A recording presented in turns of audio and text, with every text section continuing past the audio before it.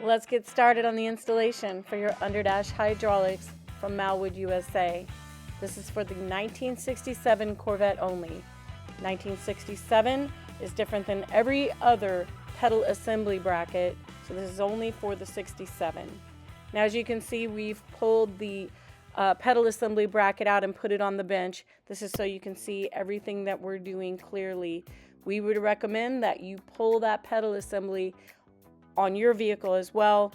This is one of those installs that's going to be a little challenging, so you're going to want to have that pedal assembly bracket on the bench.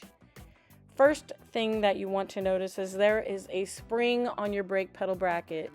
Now on our unit, this spring is missing, so we can't show you, but you'll want to pay close attention to how that spring installs on your bracket so that you can reinstall that spring.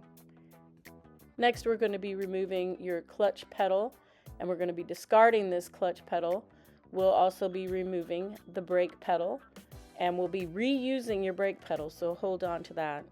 Now you'll remove all of the hardware from your bracket for installation. Remove the master cylinder. These quarter 20s can be loosened from that strap, and their master can be pulled off. You'll take this bracket and line it up with the slots on your pedal assembly bracket. Most importantly, you want this front piece to be flush. So recheck that during the installation. Make sure that that piece is flush so that it doesn't interfere with anything else. You'll go ahead and reinstall these bolts and with the lock nuts using 2 1/2-inch wrenches. There will be one modification to your original bracket, and that is to drill the hole, which you see you've removed that bolt already, and now you'll see that the hole does not exist in your original Underdash pedal assembly. So you'll need a 5/16 drill bit to drill this hole through your pedal assembly. Now you'll install the bolt provided with the lock nut, and it'll take 2 1/2-inch wrenches to tighten that down securely. Now let's recheck that this bracket is flush, lined up correctly with your pedal assembly, and fully tightened down. You want to crank on these bolts and make sure they're tight.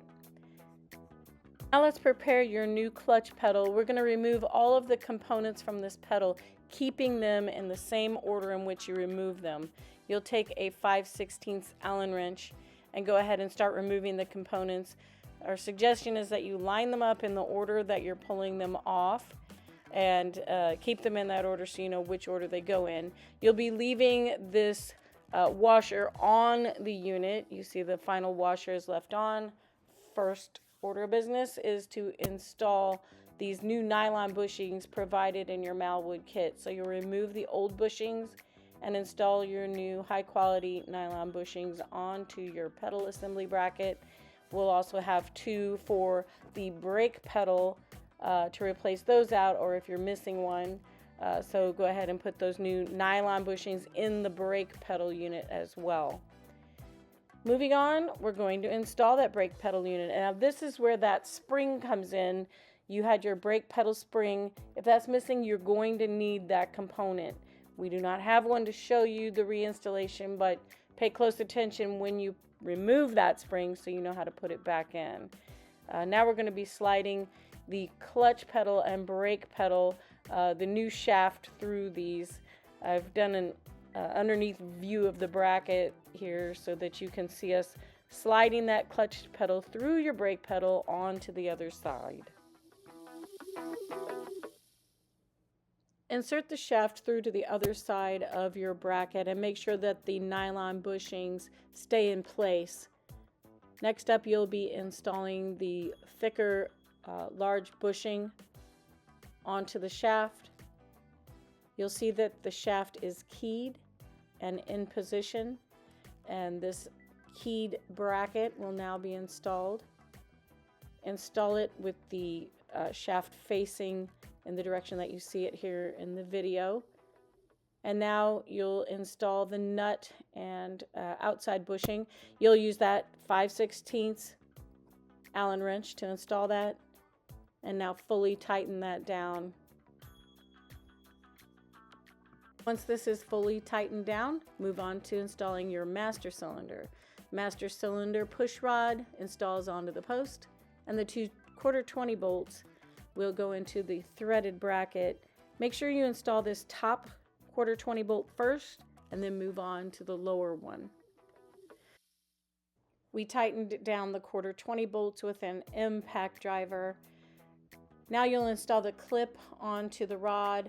Make sure that the white grommet that you see here, that the larger white grommet is outside. As you see pictured, there's a smaller side to the white grommet that should go inside. So flip it in that direction.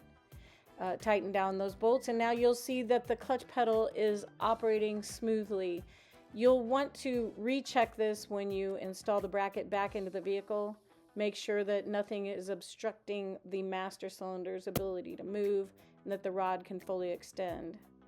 Installing the spring is a bit of a challenge, but we'll get you right through it. You're going to go ahead and remove the spring installation bolt and place that in the bend in the spring.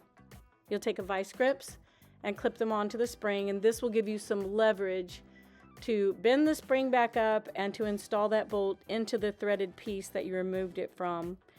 Do not strip out these threads, so use that vice grip to line up that bolt and to go ahead and get those threads in. This will be a bit of a challenge. This is why we do this installation on the bench. So once you've got that threaded in nicely and the spring is hooked on, you'll want to go ahead and use a 3/8 inch wrench to tighten down this bolt.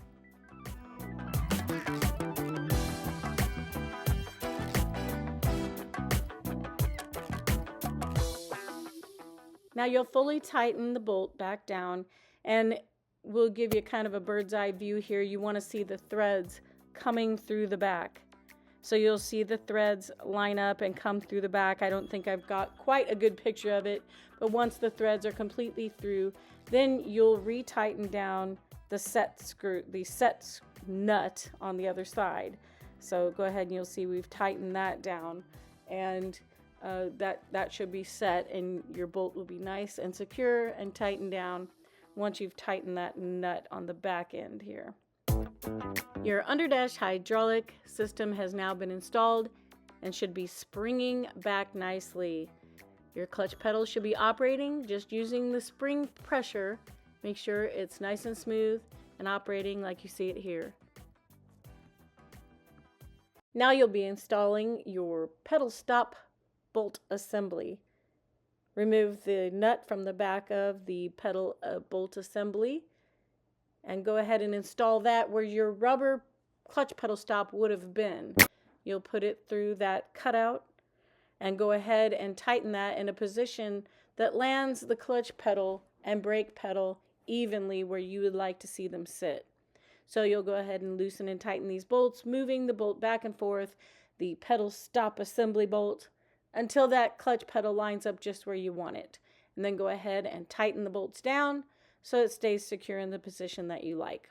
A couple of notes about installing your reservoir. You don't want to overfill your reservoir. After bleeding the system, only fill the reservoir to about 1/4 to 1/3 full. Do not overfill. You can install your reservoir anywhere you like, as long as it is above our master cylinder. Next order of business, running your lines down to your throwout bearing, and your installation is complete. For more information, go to malwoodusa.com or join us at underhydraulics.com.